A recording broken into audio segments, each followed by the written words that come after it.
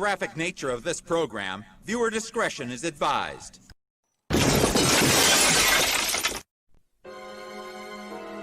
This video is not intended for children. Viewer discretion is advised. If you haven't already, please like, share, and subscribe. Thank you. Thank you.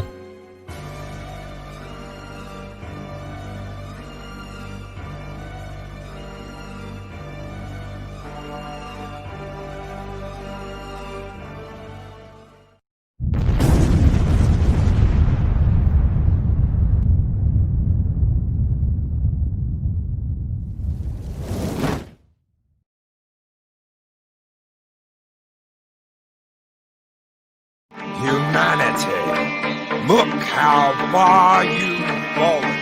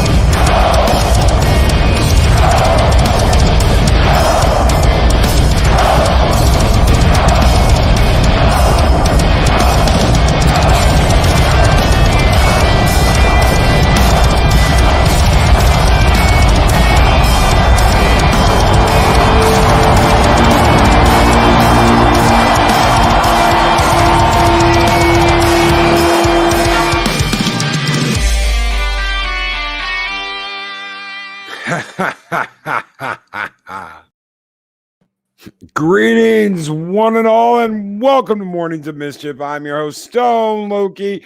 Good morning, sit room. Keely Chow, Adega, Outlaw, the Doctor of Disaster and Destruction is here. Benner of Fire, Chris Persia, Samantha, Joe, and Purple Valkyrie. The Valkyries are here. Nicole, the Blind Mage, Benner of Fire, the Stitch Cafe. Good morning, Madam Geek. How are you doing? Mark the Infinitely Tired. Keely Chow, Roll Tide. Keely, Roll Tide. Pod Racing Palpatine. Good morning, sir. How are you doing? How is everybody doing? Lord Thoth, good morning. Good morning, Nicole. Good morning, Psychodorp 9. Good morning, Dave Bob. Good morning, Colin P. Smith. Dee Dee Myers. How is everybody out there doing? Gun Bunny. Good morning, Gun Bunny. Sit room, Heirs of Chaos. Good morning, everyone. Good morning. And with me, obviously, is the one and only Purple Valkyrie and the rooster in the hen house, Dave Bob. Good morning. And we are here to talk about Cobra Kai this morning. It is insane. It is absolutely insane. Apparently, diverse doesn't mean what it used to be. Because the diversity we've gotten in Cobra Kai, the giant pool of diversity, the powerful females, powerful Latinos, powerful Asians in season 3 is just not good enough for the critics. They're pissed. Cobra Kai never dies, but the critics are pissed because they say you're the Latino. The Latino diversity in this show doesn't mean dick, and I couldn't believe that when I was reading this, and I was reading about how they just know everybody's got to be Asian. Cobra Kai is problematic because all of the main roles need to be Asian, and I was put beside myself because Miguel, the main Latino presence, he's one of the main cast members. He's been in it from the very beginning. He's kicked ass and taken names. And I just couldn't believe it. I could not believe that they did this to Cobra Kai.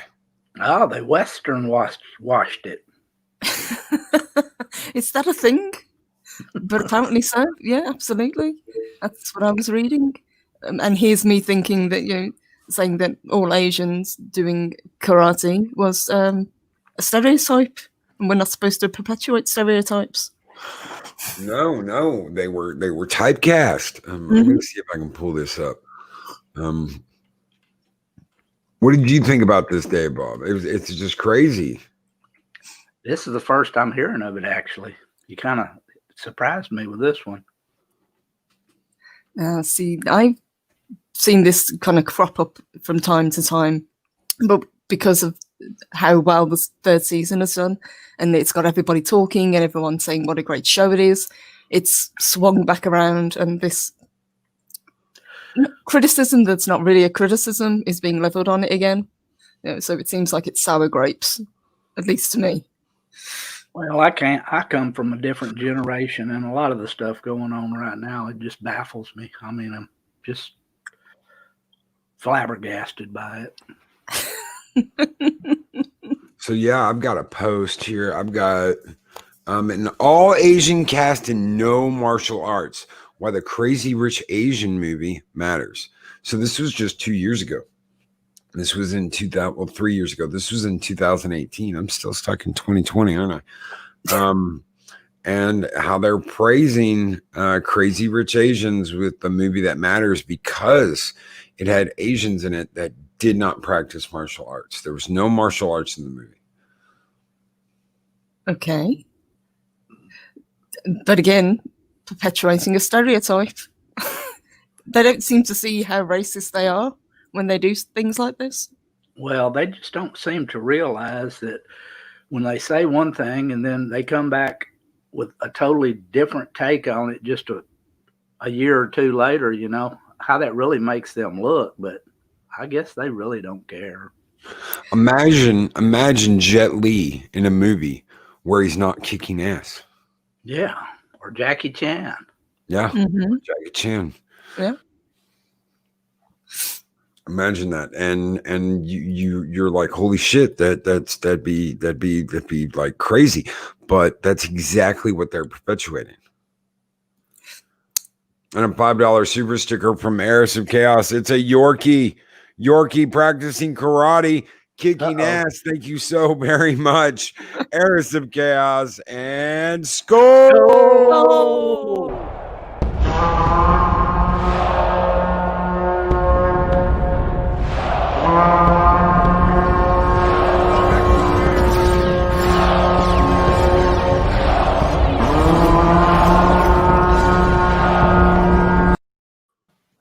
And the Soup Cafe, Madam Geek. It is a very well-written storyline in this day and age. People will find anything to say bad against it. Yes, they will. Yeah. Indeed, they will. And Snowdub over at Snowdub Music and Entertainment, Bruce Lee fought to teach all races, not just Asian. That's right. Yeah, he put it all on the line to teach everyone, not just Asians. And a $5 super chat from Psychodorb9. Asian like Filipino knife fighting, Sabat. Hundreds of others aren't a thing. Like a human can't walk into a dojo and learn. That's right. That's right. And they're totally against that. It has to be Asian. Has to be an Asian thing. Has to be an Asian doing the teaching. Has to be an Asian in the main roles. No Asian representation. It's not diverse enough. Thank you so very much, Psychodorb9 and score. Oh!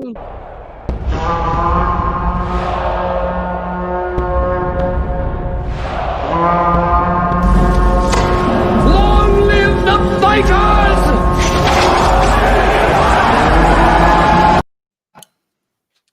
Yeah, and Colin P. Smith, Loki. It's popular with normal people, so it must be toxic somehow.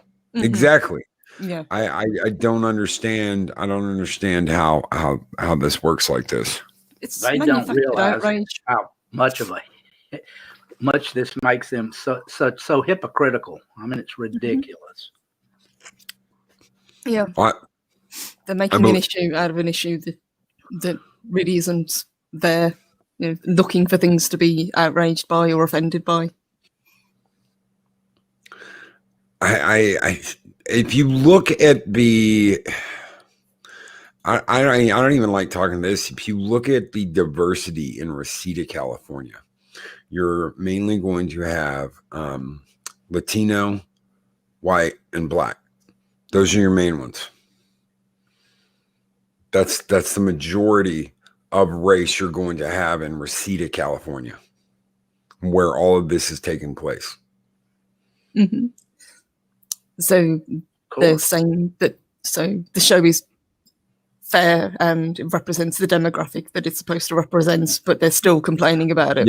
Yes. The guys that are making Cobra Kai said when you walk into the school they go to, we worked extremely hard to make sure that it would look like it would look if you walked into it.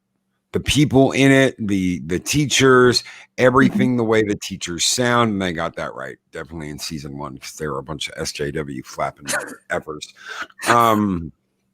They made sure everything was authentic as possible. Well, that I believe, because the writers, as you've said before in previous shows, they love Cobra Kai. They love the Karate Kid. They know what they're talking about. This is written from a fan perspective. SJWs are like a politician. They flip-flop all the time. They can't figure out what they're going to support. It's just whatever. Ooh, shiny. You know, they go over here and then they look over somewhere else. Ooh, shiny over there. That's true. But as they say, if they didn't have double standards, they wouldn't have any standards. So I'll be surprised. It's true. And yes, Eros of Chaos. Snake bite. That's never going to get old. Tiger 9 SJWs are intersectionalists. Intersectionality does not make objective sense. No, it absolutely does not. And the way that they have gone about doing this is absolutely, it's baffling. You have got to show, like I said earlier, Daniel's wife, kick-ass character. His daughter, kick-ass character. Tori, kick-ass character. Aisha, kick-ass character. You've got all these females that are kicking ass and taking names, and they can't see it. They cannot see it. And a $5 super chat from Larry. They know the crap they like. Woke agendas fail every time, and well-written stories gain great praises and great word of mouth. Jealous much? Yes, that is exactly right, brother. And yes, score!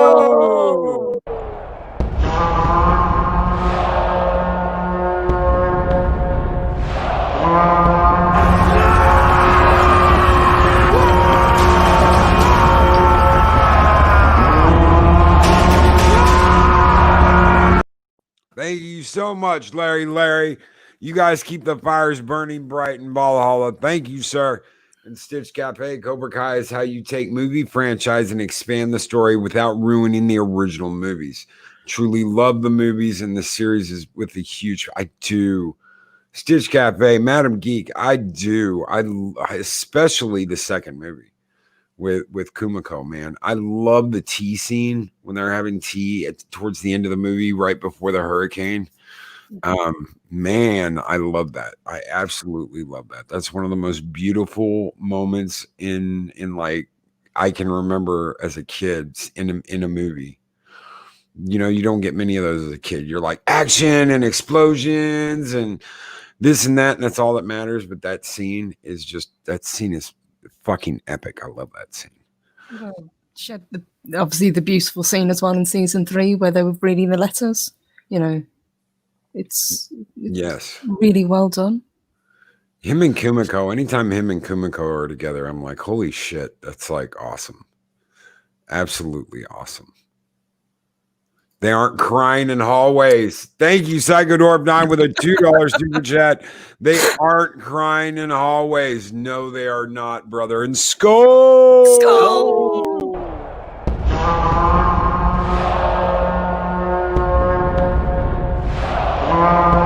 A dollar? I've never seen a dollar. Nobody's got a dollar. Let us see the dollar. There it is. It's beautiful. Take your hat off, boy. That's a dollar bill. Best goal. Let's go. Original and best. Oh, shit. But yeah, I mean, it's like... How can you say this cast is not diverse? How can you... Right. That's what I'm at with the $20 super chat. Holy shit. Thank you, brother. Waking up and out of the shower. What exactly in Hellfire Tarnation does this article criticize? And having a great week and was about to iron my new black sexy silk Jedi man thong for 2 days. Activities, feeling triggered. I don't know, Mexican Iron Man. It's criticizing Hispanics, Latinos. It's criticizing white people. It's criticizing everything because it doesn't have a Asian lead. And thank you so very much, brother. Skull!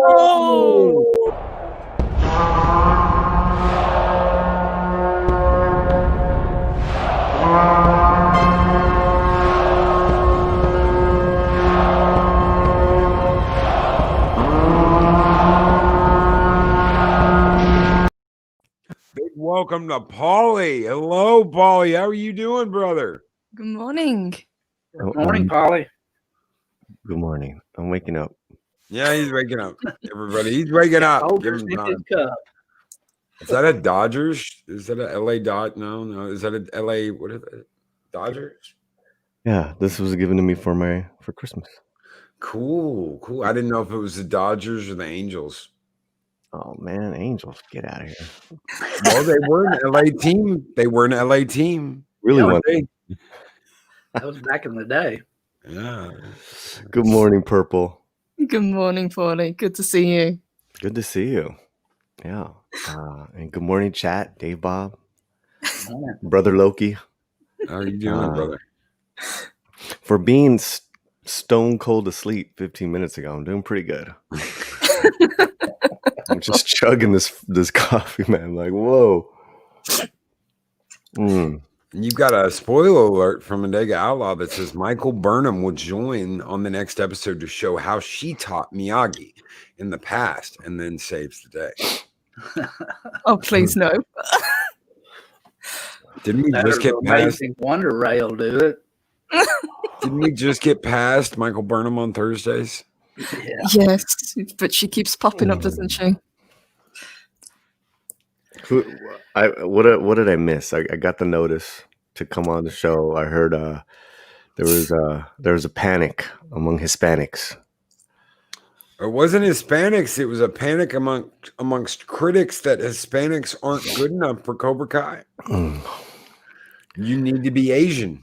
Miguel being on Cobra Kai doesn't matter. Doesn't matter that he is a main part. It's not diverse enough. Doesn't matter that Daniel's wife, Sam's mom, is kick ass. Doesn't matter that Sam's kick ass. Doesn't matter that you've got two chicks beating the hell out of each other. And are like pretty much the main focal point of this season. None of that matters. None of that matters that he went back to Okinawa. All they care about is that the leads in the show are not all Asian. That's what they want. It's an all Asian cast. Was this that LA Times article? There's been a couple of them, yeah. Yeah, I think Vanity Fair run one as well. Oh, did they? Yeah. What does Vanity Fair say? I'm shocked. Yeah. But the thing is, we would have had he not passed away, Pat Morita, he would have been in the show and he would have been so welcome. But they managed to work him into the show still, respectfully. I don't get it. I honestly don't. I think it's, as somebody said before, it's jealousy because the show's done so well. It's never good enough. The main topic of the series is bullying. Yeah, and to me, that's exactly what the critics are doing, is just bullying a show that is kicking ass and is number one right now. It's not enough for them. Yeah. Wow. So that's pretty much in the short of it is that the Latino representation in it is not sufficient, and that it's cultural. Yeah, the Latino presence, the female presence, none of that is good enough. They don't care. If you're not Asian, you shouldn't be in it. Pretty much. Yeah, I want to check this Vanity Fair. You have it in the private chat? Can I check out the article? Give me just a minute. I can pull it Or up. I can pull it up. I can pull up Loki. But it's like, where do you start? It's such a ridiculous angle. I think the whole they hate the fact that it's not woke and that it's a hit. Yep. That it's diverse and it's not checking off. You can be diverse. Look at this. Isn't that crazy? You can be diverse and not have to check off any boxes. You guys hear me? Right? Mhm. I want the chat to really pay attention to what we're saying on the panel, right? Because even when you definitely do something that's just so like light years as far as representation and casting and women and which is great, but the fact that it's such a great story, it's such an amazing story. This show is the one that's being talked about. This is the biggest television hit in years. I was like, what did it reach? 41 million or something like that? Yeah, and Netflix didn't even originally want anything to do with it. They turned them down. Mm-hmm. It was YouTube. YouTube was the only one that was like, okay, we're doing this thing YouTube Red. We'll put it on that. And it was such a hit that Netflix was like, no, we want you now. And they had to pay a lot more for it too. Ain't that a Funny bit? that. Yeah, funny how that works. So, oh wait, so they're quoting Sonia Saraya's old story from Vanity Fair. This is like July 2019 that Yamamoto takes from. Yeah,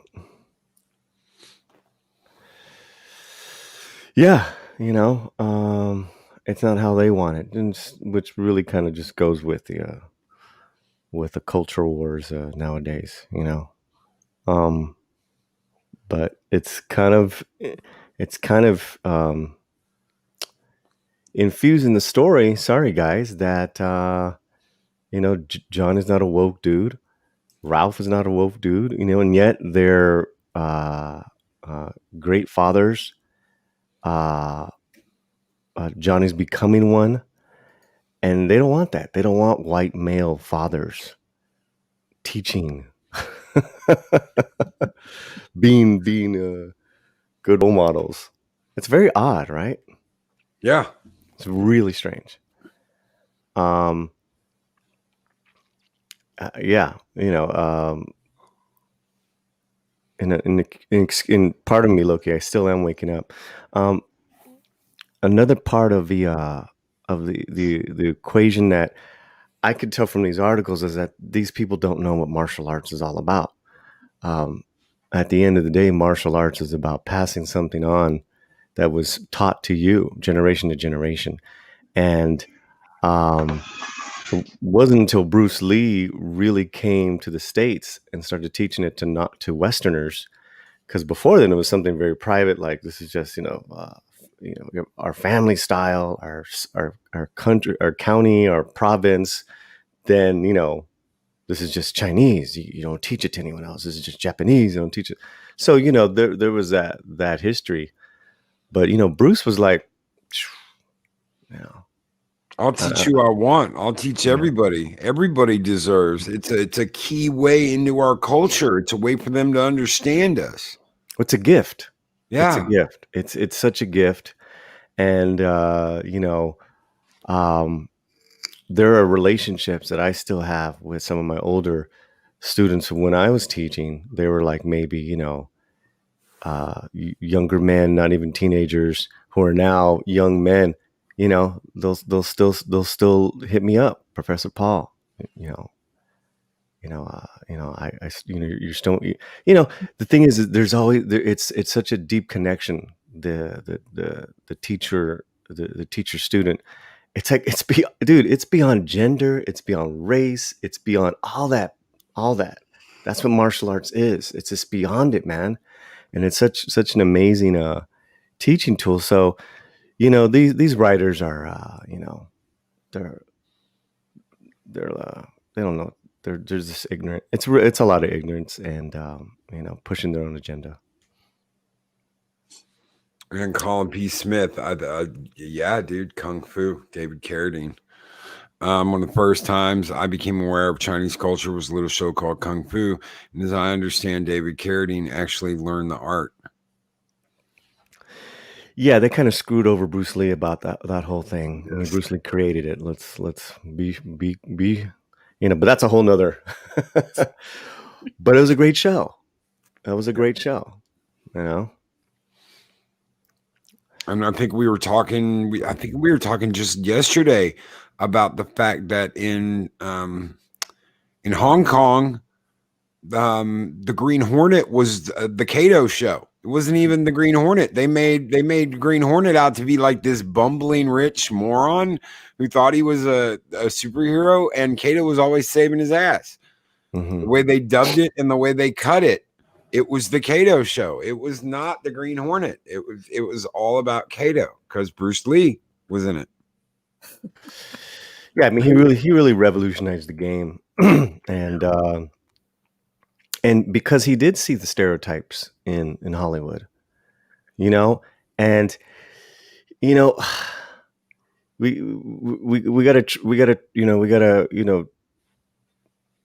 we gotta make sure we're shining the light correctly, because there are misrepresentations, lack of representation. I get it, right? So when you see a show that's with let's say Asian elements of martial arts, and then but not an Asian lead, and then you use that as an excuse that all television, it's like, well, see, we're not even Asian leads in a martial arts show, and it's like, yeah, but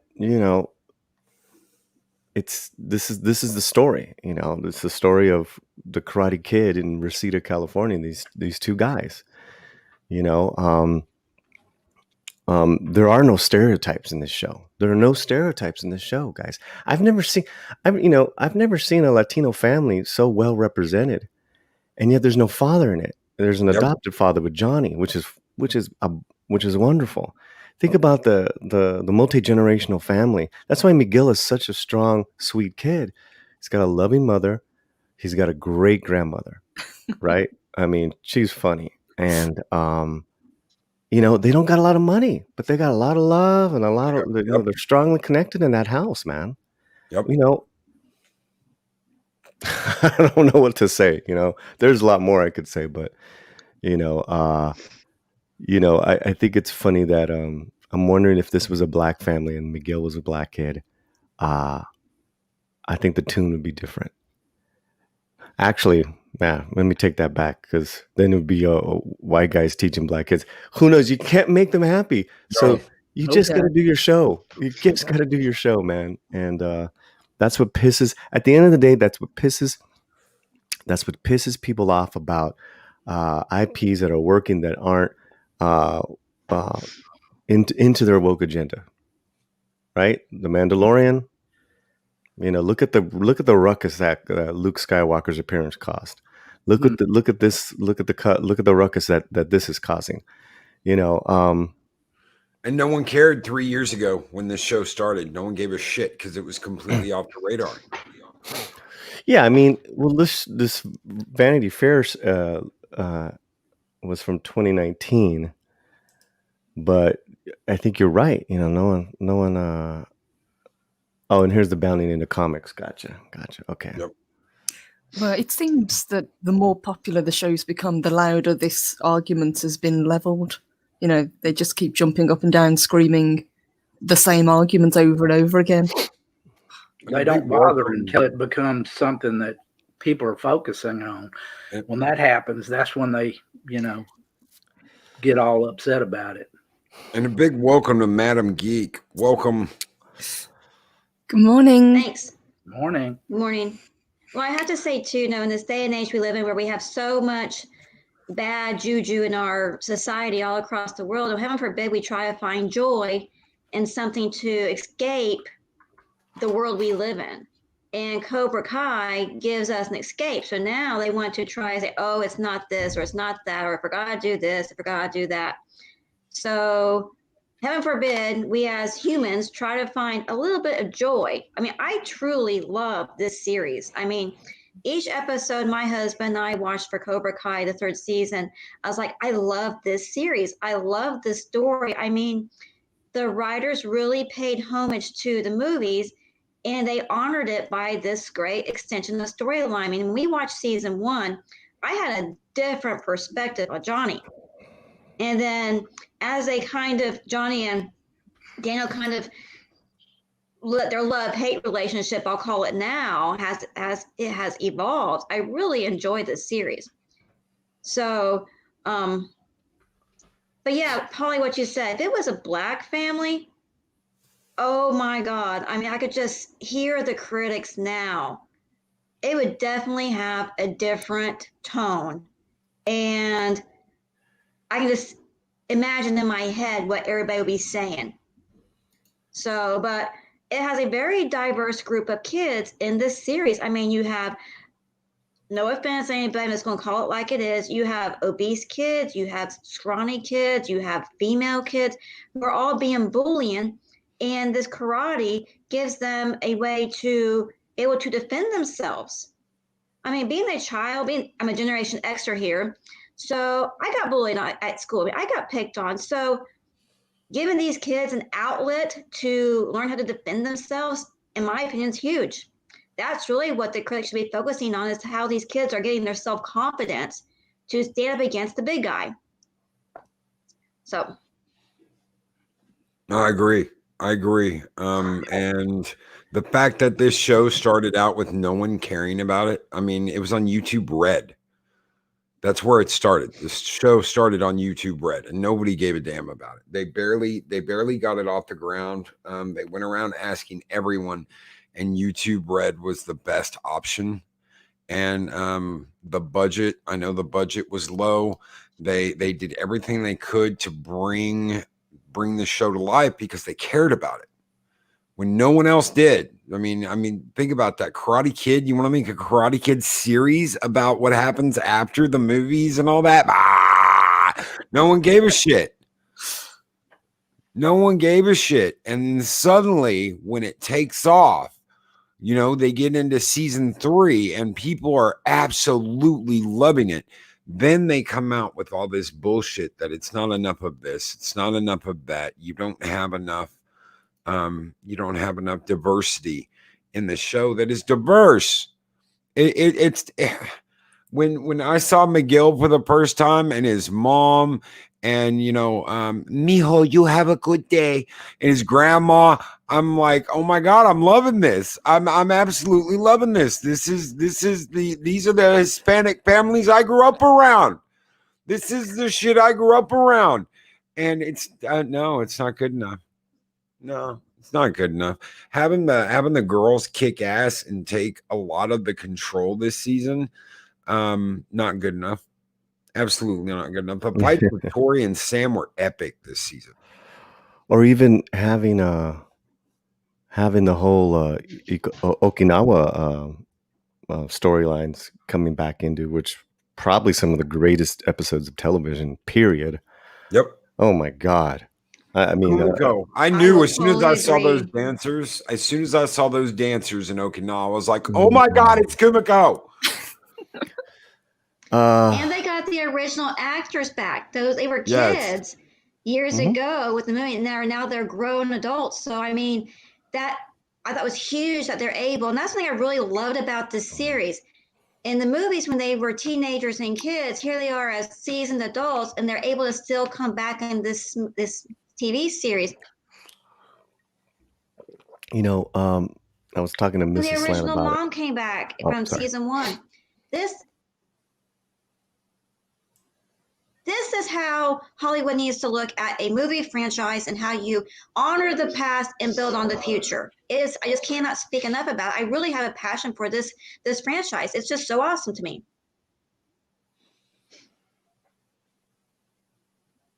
Agreed. I was I agree. I was gonna say, then there's the whole thing of what they're saying about white leads, which you could say is just as discriminatory as well. It's become such a bad word. It's become such a bad thing. Because Loki, all white people are bad. Oh yeah, I've known that since. Right. Yeah, I just want the panel to know this. And some of my best friends are white. I'll admit it. I'm sorry. That's brave. That's brave of you. That's so brave. I'm so brave. I was talking to Mrs. Slant about this last night, and she comes from she's from Newark, and she says, Ralph Macchio is a dark-skinned Italian boy. Yep. He was a dark-skinned Sicilian Italian boy. He wasn't like your like your fair-skinned. Is he white? I don't know what he is. Italian. That boy had color, and he has color, right? And I remember watching and Larry's right in the chat. It's so Rocky, Karate Kid. That's why to me it was so fascinating as a kid when I saw it. I thought Ralph was one of me. Like, hey, there's someone who's brown. Like, that's cool. And it didn't matter. I mean, later on I found out as a time. I mean, I it's a wonderful thing. But I'm just saying is that, like, at a certain point, Italians, weren't whites. It's so weird. It's all race is so weird in this country. You remember when it was Italian or Irish need not apply? It was Italian, Irish, and something else. I can't remember. There were three of them. I knew Italian, Irish, and something else. We need not apply. Those were the signs. You had to be. You wanted work. You had to go to work in an Italian neighborhood. That's where you had to find work. Is that what they want again? Because I think that's what they're pushing towards, and that's like so going backwards, and they don't even see that. They don't even realize that that's what this segregation is doing. Oh, well, if you're going to be an actor on this show, you have to be this. You can't be this. Don't bother applying if you're this. Mm-hmm. And again, it takes, look at all these people that love the show. Look at all these people that have been exposed to, a Latino family, full-rounded Latino female characters. I haven't seen that in television.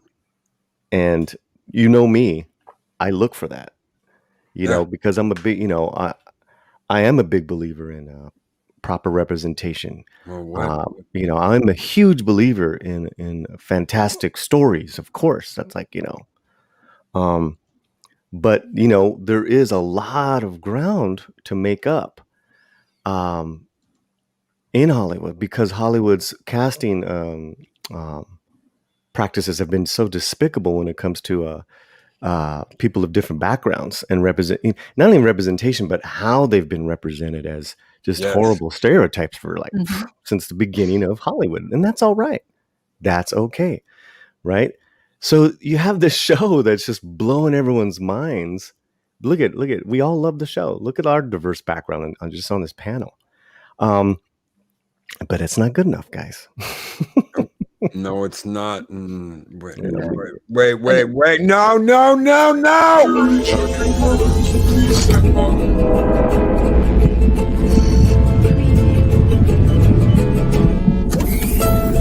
Welcome to the Caravan.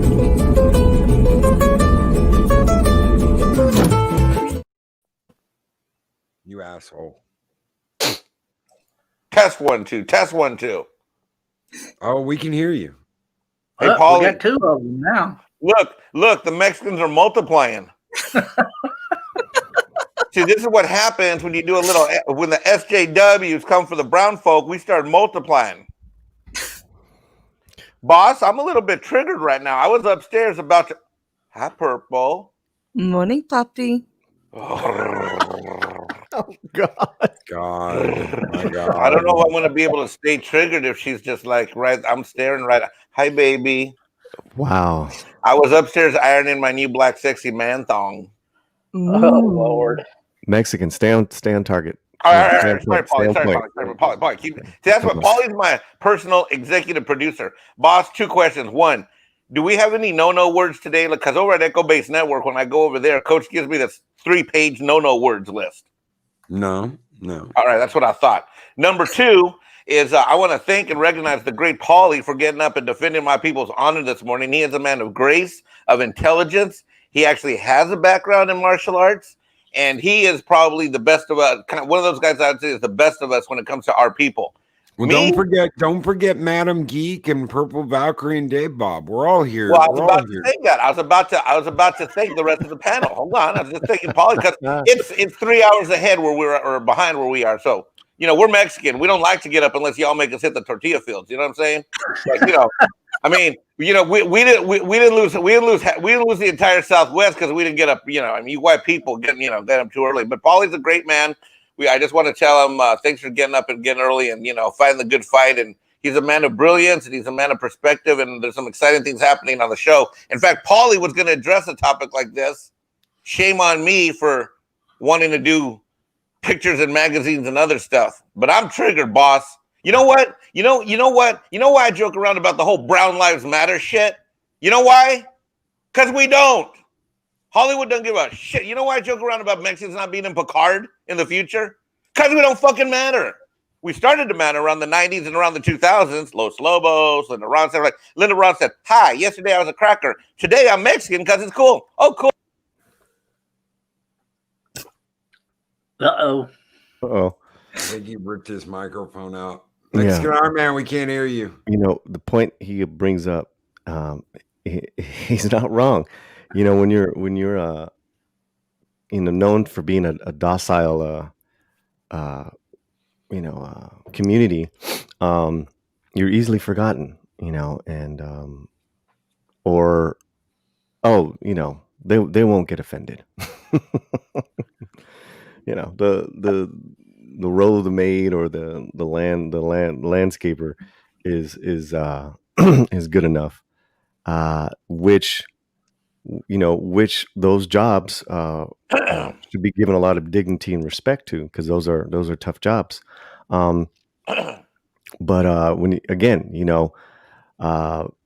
it's the times, right? The times, the trend right now is that we gotta make sure that there is black representation, black roles, black storylines. That's what's going on right now, and oh, he's back. Okay, I'll be quiet. Can you hear me now? Yes. Yep. I got so angry, my little clip-on microphone on my head. I think you did it again. Pues. Ándale, pues. And welcome, MB Geek. Hey, sorry I'm late to the party. Good morning, takes a lot MB. of time to go through the mortgage insurance and all that stuff. Oh, you're cool, brother. Trying to get this house into processing by tomorrow.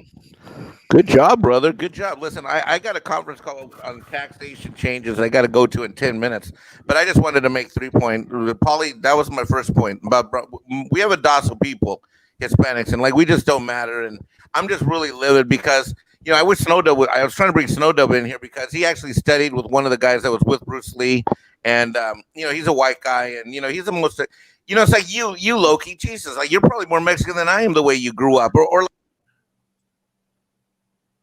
We lost you again, brother.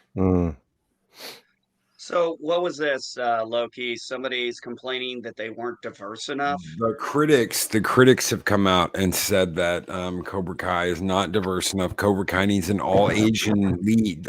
All the leads need to be Asian. Are you back, Mexican Iron Man? Hell, I don't know. I'm just gonna sign up. I'm having microphone issues, but I just want to say this: is that I love all y'all that aren't Hispanic or Hispanic background. I just want to thank you for being. All right. Yeah. Move on. We love you, brother. You're We welcome. love you. Love Yeah, you, we all love right. you, man. Yeah, Me much too. love coming from Mountain Geek side. One of the things when Madam Geek and I saw that Cobra Kai season 3 was coming out, and we got to watch it. Overall, I absolutely loved it. There were some flaws, and there was a couple of little small storylines that were going on. I'm like, did that really need to make it to the final cut? And Dude, was I like, didn't like the Vietnam stuff, dude. I didn't like Kreese. I don't want to know Kreese's background. He's the devil. He's the bad guy. I don't want to know his background. I just want to know that he's the bad guy. I hated that shit. And it didn't have anything to do with it being Vietnam. I don't want to know Kreese's background. I want him to be the mysterious evil bad guy. I don't want to know why he's the bad guy. Well, No, I think that's understand. what's beautiful about this TV series is that, you're learning the backstory of Johnny. You're learning the backstory of Kreese. And I'm going to agree to disagree that I actually like the military part about Kreese. I thought it was interesting. That's just my side, that's my point of view. No, that's good. That's good. That's what we're all here to do is talk about it. I didn't think we needed it. And someone told me that, well, it's not even really Kreese's background, it's Cobra Kai's. And when I think about it like that, okay, well, this is how Cobra Kai was born. All right, okay, I'll dig that. Well, that's But a different perspective too. Because Yeah. I mean, I think it's probably 2 in 1. I mean, you have to learn, people aren't born mean. They have to be taught how to be mean. That's how they say, you see these little kids in pictures where they see no color, they see no race, no gender, their kids are so pure with who they love and who they care about. You have to be taught to act a certain way. So Kreese, seeing how he was this kid that was working in a diner, his mom killed herself, and so he joins the army. His girlfriend dies in a car wreck. So he's hurt, he's angry. He doesn't have a way to, quote, deal with his emotions back in the 60s, 70s like they do today. They put you in counseling. So he harnessed that anger, that energy into his karate or into his military service. So, like I said, people aren't born mean. They have to be taught how to be, quote, excuse my French, the a-holes that they become. And Snowdub says it also explains Terry Silver's life debt decrease, but it does that in Karate Kid 3. He talks about that. You saved my life in Vietnam. So we know that. It didn't tell us anything we didn't already know.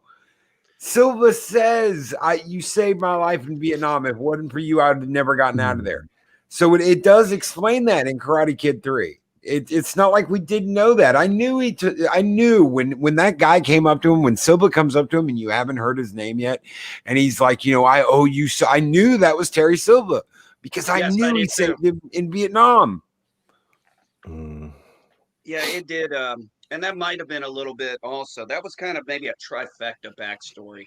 Yeah, Kreese's backstory, the origin of Cobra Kai, and then, telling you, showing you visually how that debt, Silver had for him. So I enjoyed it, but I understand why people wouldn't have enjoyed it. I was more interested in watching Miguel's recovery. Yeah. I enjoyed several things. I enjoyed is I did enjoy how they how they explained why he went to Japan. I was like, I actually am like, this is not why I thought he was going to Japan. I was like, this is actually better. It makes more sense than what I was going to go with. And then, oh shit, what was the other thing?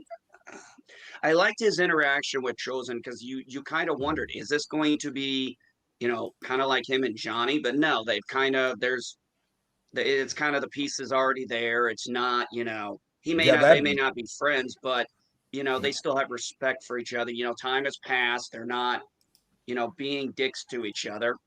That blew me away. I enjoy how they brought the original, and that's the other thing I've always loved about it is they bring back the legacy characters. They're, if they can, they're not recasting these people. And then, how they brought Elizabeth Shue in. I thought, of course, they did that fake out with the doctor in the very first episode. And I was like, oh, that was such a fake out. But I liked it because we were all expecting it. And then the way she shows up, she's visiting family. She got divorced, Johnny texts her and it's like, hey, you want to grab coffee? I'm in town. I'm like, okay, that totally makes sense. I've done that before. Polly and I, when Polly was here, we were trying to get coffee together. It's just unfortunately I had too much life crap going on. It was like, damn it. But when you're in those areas together, sometimes you want to grab coffee, reminisce. And then, you know, she goes to the party, which makes sense because, you know, her parents are club members. It just really, I liked how they did they kind of made it almost more believable, in my opinion, on how those things happen than I think the standard Hollywood plan would have been. Because Hollywood would have normally been, okay, she's the special surgeon. She's the one who comes in and saves Miguel, and that's what brings her along. No, she's going through a divorce. She's coming to see family, Yep. which is a totally realistic thing to do. And, you know, maybe reminisce about old times with people, you know. You're going through a rough patch. You talk about the better days, you know, the good old days and stuff like that. So that was really, really good.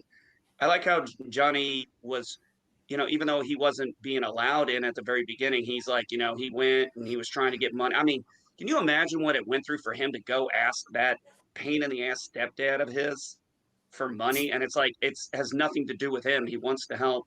And he's like, he just pulls that damn thing, steals it. And then he just takes the money and he's like, just make it an anonymous donation. And of course, the family's right behind him. They know it. And, you know, they reconcile stuff. And I thought that was really good. I like the ending. I enjoyed it. I'm very much looking forward to season 4. I would say this one was the weakest of the 3, but 3 seasons though. I will say that. What do you think about them? But what do you think about them saying that this isn't diverse enough? I don't understand how you can. I really don't. I don't know how much more diverse you're going to get. I mean, if you're like, well, you got to have an Asian, you got to have that. No, that's the Hollywood check mark blocks. That's the bullshit. No. What would the purpose of bringing one in? Is it going to bring anything to the story? Are they going to be a character that's going to be something like, you know, my biggest hope was, you know, Hawk would finally get his head out of his ass. That was one of my biggest hopes. Yep. And I was me too.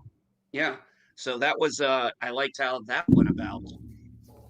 Because I really was not happy with where his character was going in season 2 and then most of season 3. But, you know, finally things start to come together.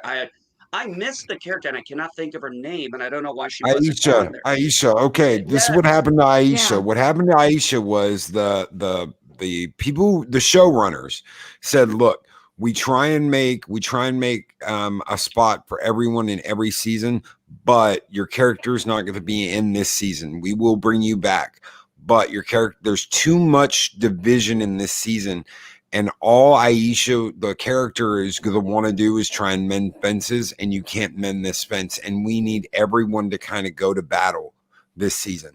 So your character would be doing is trying to make peace the entire season. And that's boring. And we don't want your character to be put in that position. So you're not going to be in the season, but we will bring you back. It's the same with the blonde rich girl that she reverse wedgied. Oh, yeah. She wasn't in season 2, but she was back in season 3. Yeah.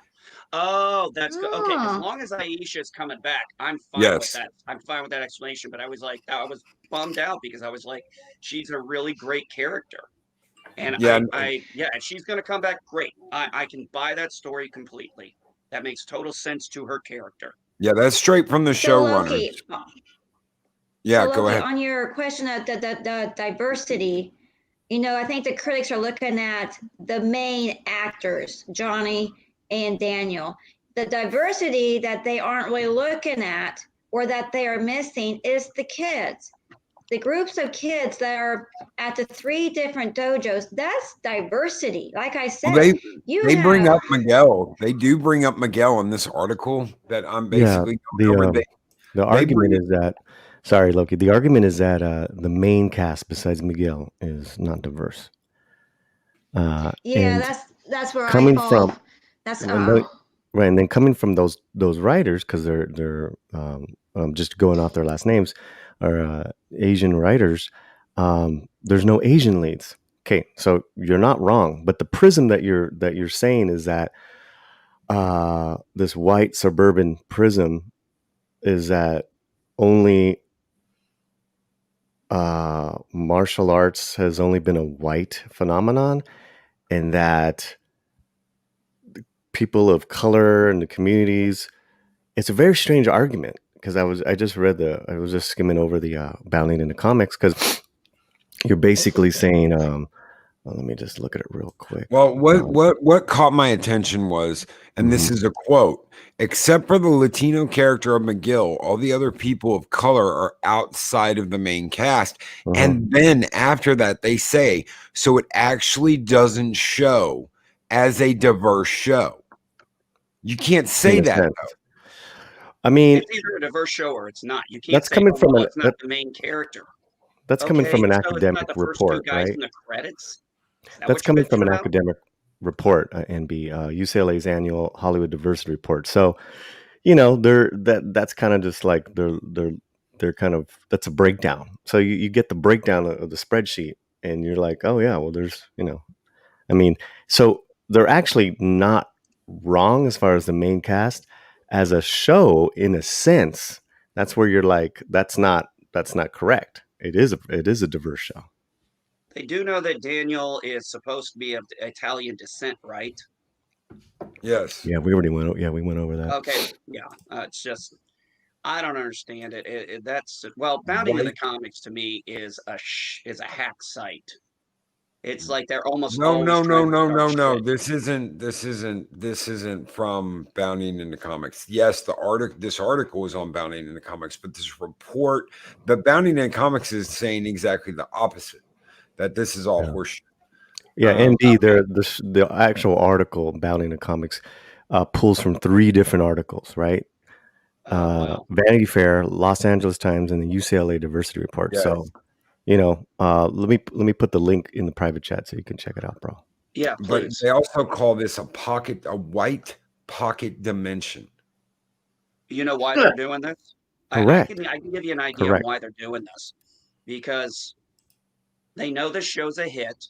They know it's not following their prescribed formula, and they're going to try and do everything they can to put hits out on it, because they're arguing that, well, wait a minute, this show's popular. People are really into it. They love it. It's getting this high rating. It's universally enjoyed. Okay, well, we've got to put some black eyes in this stuff so we'll piss people off so they'll get mad at it. I mean, it's literally it's like they're, it's not like when you would write an actual, it's like when you would write an actual article talking about legitimate criticism, whereas all they're trying to do is virtue signal. Well, one of the things they want is they want a Miyagi son or daughter. And they talk about this, that the writers of the show would have loved if there was a Miyagi son or daughter that was floating around on the lineage and the canon to play with, but noted that they declined to do so out of respect for canon, as they inherited the story that felt like the natural continuation, where for better or worse, you are dealing with Johnny and Daniel. Those are the kids. Johnny and Daniel were the original kids. They are now the fathers of their respective karate. Daniel is now the Miyagi of Miyagi-Do. Johnny is now the Kreese of Cobra Kai. They've taken over. You still got Kreese. So Kreese comes in obviously at the end of season 1. You get him in season 2 and season 3. But when they started the show, these are the kids grown up that are taking over the dojos. Mm-hmm. Yeah, they took the show in a natural course. They didn't force a narrative that wouldn't flow naturally. You can't make up a character that didn't exist and try and force it into canon. Yeah, they followed canon. Heaven forbid. Exactly. Well, think about this. They took the effort to send him to Japan, and not only have him talking with people from Karate Kid Part 2, but actually bringing back those characters. I mean, it probably would have been easier just to recast and call it a day, but they are trying to honor canon as best they can. So they brought back, the original two people, and now I'm drawing a blank on the young girl's name from there. Now, I did think that Deus Machina was a little silly. I will admit that.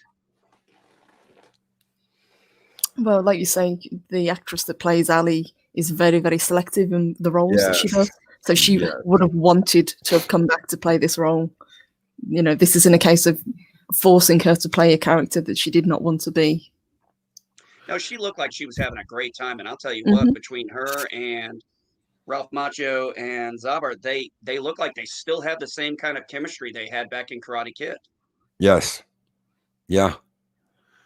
Just a And grown-up version of themselves. Chris Persia makes a very good point. Miyagi has a son, and his name is Daniel. The dynamic between Miyagi and Daniel was master and disciple, and in martial arts, master for a day, father for life. That is Absolutely. exactly right. Mhm. And that's what made Karate Kid 2 so beautiful, because they reversed their role for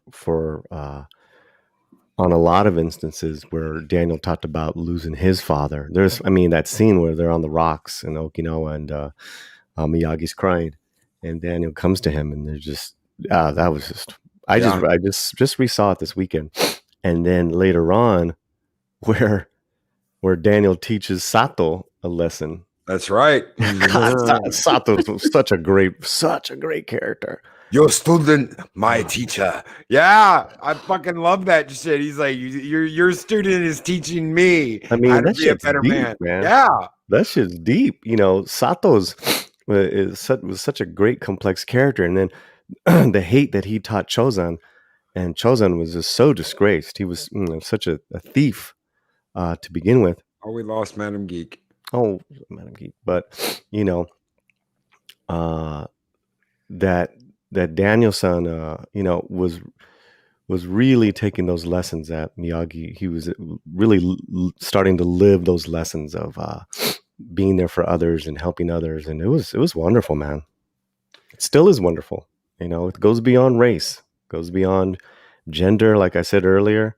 And this is, we're talking about a martial arts. We're talking about something that is handed down, whether you're, Daniel-san is handing it down to Samantha. Samantha is the descendant of Miyagi-Do. That's who's the descendant is Samantha, and you're starting to see that what she's dealing with, fear, and all the things that she's dealing with. She's come back to martial arts. It's great, man. I actually did question enjoy for the panel, real quick. Question for the panel, for the whole panel, real quick. Mhm. What would you have thought if they'd have brought in the fathers, sisters, cousins, brothers, former roommates, stepsister from another planet? If they'd have brought someone in like that, someone like Mikey Spock, the stepsister we never heard of, the stepsister we never knew about, the stepbrother, whatever. If they'd have brought someone in, the Miyagi we never knew, what would you have, anybody been okay with that? That could just run rampant over Daniel, over Johnny, over Kreese, some Miyagi no one ever knew about. Oh, No. I would have hated it. Never. Kind of a loaded answer here. Back in the first movie where Miyagi is getting drunk on sake and he says he lost his wife and his son, child in childbirth. I'm going to be the one here, devil's advocate, if he only lost his wife and he would have had his son or daughter that he left with his cousin or uncle from movie 2 that raised that child while he came to America to, quote, escape the heartache. That would have been a very interesting plot twist for this series. If they would have made the first movie where that child had not died. That's the only twist that would possibly been okay. But it would have really added a new dimension, a new layer of characters to the series we have now.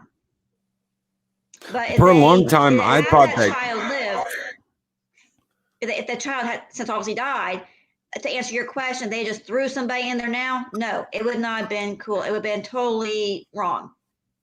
So. I thought for a long time that Kumiko was Miyagi's.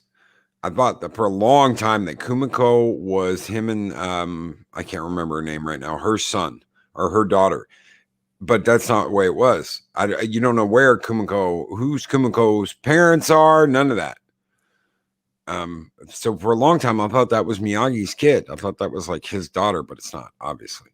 Because he hadn't been back to Okinawa in like 30 years, and she was a teenager. She was like late teens, early 20s when Cobra Kai 2 happened. Or not Yeah. Cobra Kai She was 2, raised by her Karate aunt. Kid. Yeah, she was raised by her aunt. So Karate Kid 2, not Cobra Kai 2. Anyway, thank you. I want to thank everybody for being here and talking about this. I think it's bullshit. I think they've got their heads, these critics have their heads stuck up their asses. It's a slap in the face for what Cobra Kai has done. It's a slap in the face to what the writers have tried to do. It's nothing but a slap in the face. And the more we allow this, more we continue to allow them to push for this giant woke ass agenda, the worse it's gonna get. This has to stop. They've got to stop. They've got to stop being like this. And the only way they're going to stop is if we raise our voices loud enough and we tell them, hey, you know what? You've got a wonderful show with plenty of diversity, with kick-ass fucking women. They totally have represented the Latino community in this fucking shining bright light of kick-assness. Like Paulie said, you've got Miguel, and you've got his mom, and he's being raised without a dad, and you've got his nans, his grandma, and they have this family dynamic, this kick-ass family dynamic, and it goes back to season 1 where he kicks those guys' asses, and Johnny's like, I bet your mom was pissed. He's like, no, my grandma's the one who answered the phone, and she's proud as hell of me. And you're like, hell yes, dude. Hell yes. Because the grandma knows. She's like, no, you beat their ass, mijo. You kick their little asses. And you're like, yes, this is the way it should be. And it's, man, it's so good. The show is so good at what it does. And to do that, no. So we got to stand up, and we got to be loud, and we got to speak our voices, and we got to talk about why we love this show and why these fucking critics are wrong. They're talking out of their ass when they say it's not diverse enough. Agreed. And I'm still going to keep watching the show. I'm still going to keep recommending this show, and I'm still going to keep supporting this show because it is brilliant television, and it's something that we can get excited about, which is very rare at the moment. Very few shows Agreed. on now that you can get excited about. Yeah. Fantastic show. It's in, sorry guys, but this show, at the heart of the show, it's about Johnny and Daniel, becoming better men. Just that alone, Hollywood doesn't want that story. You got to understand, they don't want stories about men. They don't want to have strong father figures. No, man. Johnny and Listen, Daniel are. They are strong father figures. We can go down a rabbit hole with this, especially when it comes to black men and black fathers, which, again, that's another stream, but white dudes, Johnny and Danielson, they don't want to hear it. They don't want to see it. And they hate the fact that it's a huge hit. And, I love it. Yeah, and the father, the idea about the father, they don't want father figures. Someone said, I forget who said this. They said Johnny's a piece of shit. Look what he did to his own kid. Who cares if he fucking mentors Miguel or not? Look what happened to his own kid. Johnny is trying to be a better person. Who said that? I don't remember. It wasn't today. It wasn't today. It was weeks ago. That Johnny's a piece of shit because look what he did with his own kid. Johnny is trying to change, and Johnny has reached out to his kid, and Johnny is trying to be a better man. Johnny is trying to be a better father. Johnny is trying to be a mentor. Johnny is trying to be better. So instead of kicking the motherfucker in the head while he's down, talk about how he is trying to be something better. He is trying to improve his situation. Instead of sitting on his ass, eating fried bologna in the middle of the night, he is trying to make his life better. He is improving himself. Is that bad? Because fucking people keep acting like that's a bad thing. No, I don't get that. Through Miguel, he found a purpose again in life. And I think that's very important, Absolutely. Miguel teaching him gave him a new direction to go in It stopped him from being a loser. It made him want to be a better person. And then I love in season 2 where he's like, Sensei, we do what you say. He goes, I wasn't taught the difference between mercy and honor. And it's like he's trying to teach, his kids differently. And, obviously Johnny goes through his own internal struggles and Daniel's going through his internal struggle. I love the dynamic between Daniel and his wife. I absolutely love the dynamic between those two. It's not she's beating the crap out of him, treating him like crap. She's, berating him when he needs it, but being a supportive wife when he needs that too. She plays both roles. She plays what, a wife, what we would expect a strong woman would be. Be by your man's side when he needs it, but, tell him, hey, you're screwing up bad here. Yep. And you need to get your head out of your butt.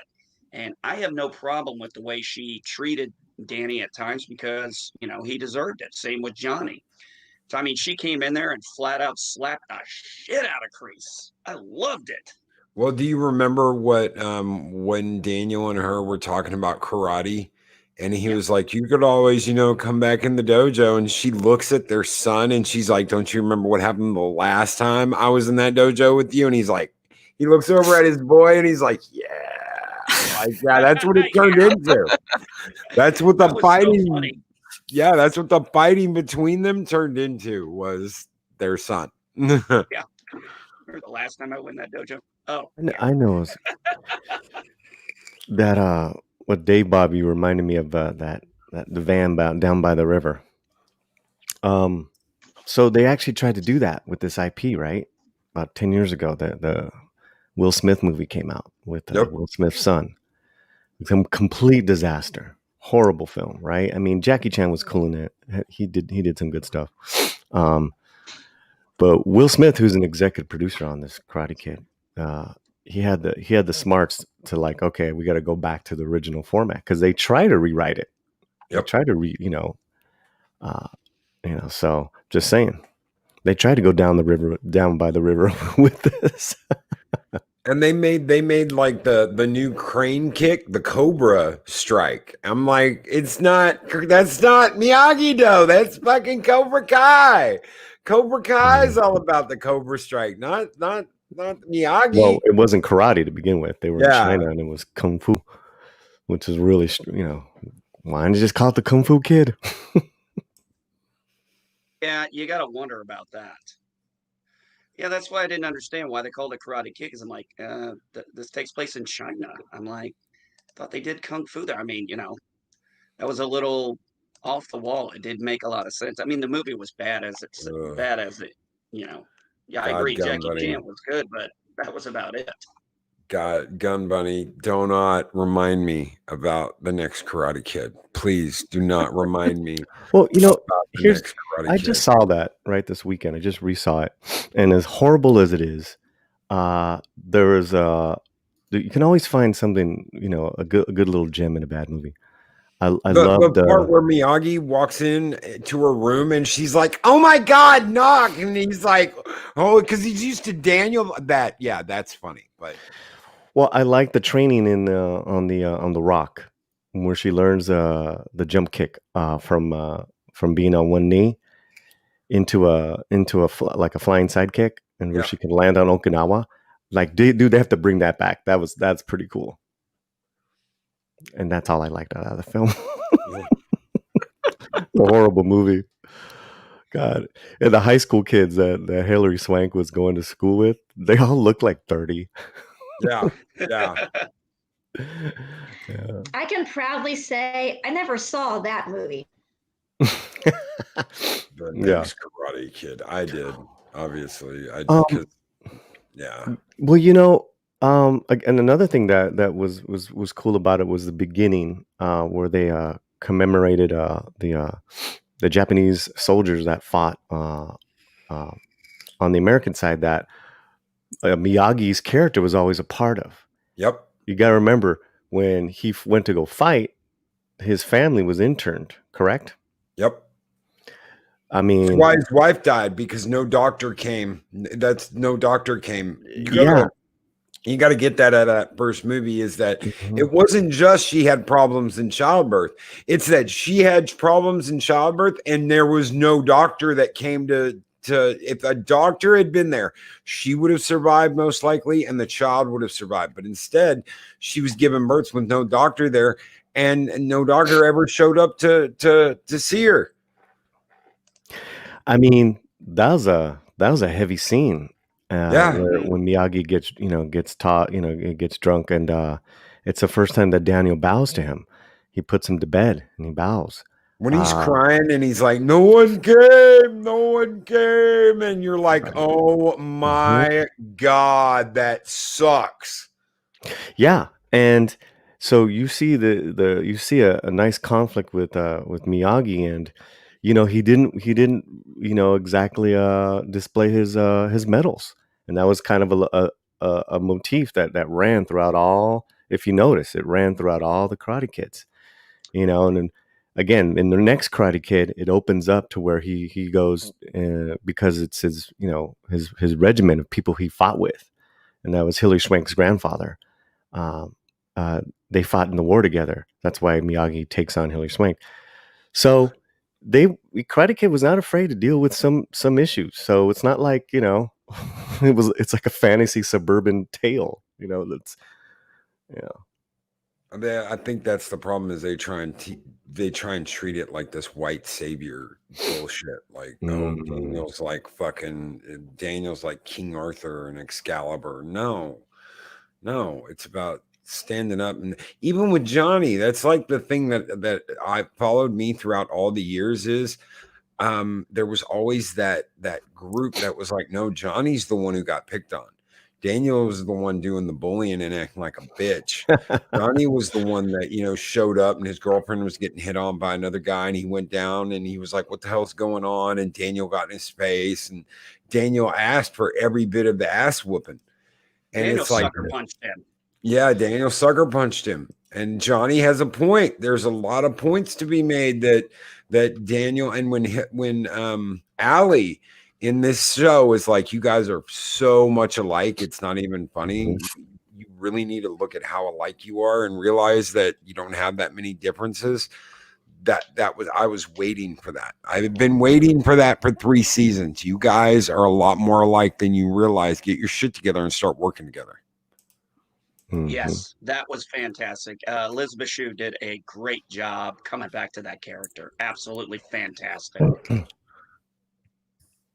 All right, guys, thank you so much. We've almost gone an hour and a half. That's nuts.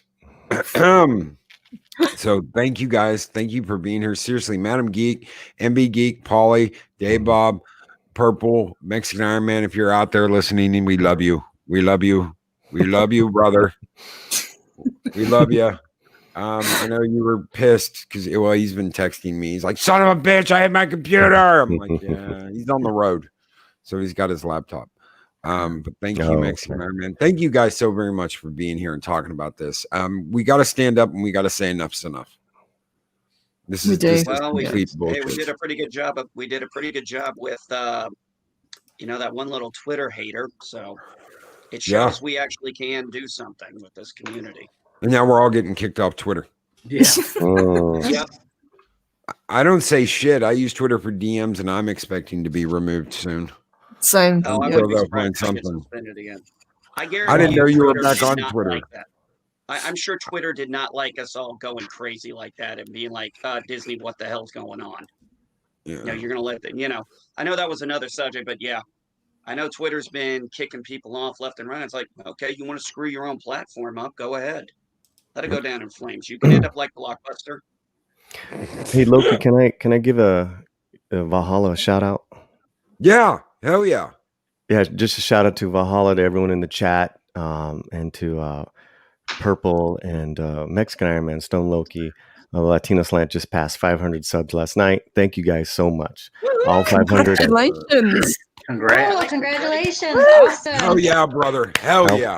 All 500. I love and cherish you guys, and nothing but great content that we are giving you guys. So thanks a lot. God, when did we run the first DC event? That was in August. August, yeah. Okay, Yeah, so August. just a couple weeks before that, brother, that's when Mexican Iron Man came to me. He was like, "Hey, you know, Paulie over at Latino Slam?" I was like, "No, who's Paulie over at Latino Slam?" He was like, "What? Okay, listen to this, man. Listen to this." And you were like, "No, man. You know what? I was listening to Loki the other morning, and he made some really good points." I was like, "Holy shit, who is this guy? I've never heard of him before." He's like, "Oh, he's on this Latino Slant show," and I started watching your show, and that's when I was like, "Dude, we got to get this guy on. We got to get this guy on for the DC event. We'll hang out with him, get to know him, and hell yeah, brother." And it's fucking January of 2021, and dude, 500. Congratulations, brother. Absolutely. Congratulations. 5 months, 500. Yeah, I well, a can't lot wait. of it is Valhalla, man, and you guys got a great community, and thank you. Thank you, brother. Thank you. Hey, Seriously. can I just say one thing real quick to Paulie? Yeah. Hey, Paulie, I'll send you a link eventually when I do a test audio run on that Narcos. Okay, sounds good. I'll Narcos. send you a test run.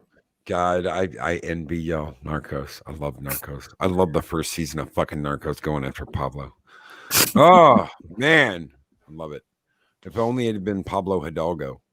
And Escobar? Instead of Escobar, yeah, Pablo Hidalgo instead of Escobar. Yeah, you don't want to go after that weak calf. I really did Man, love baby. Escobar. I know.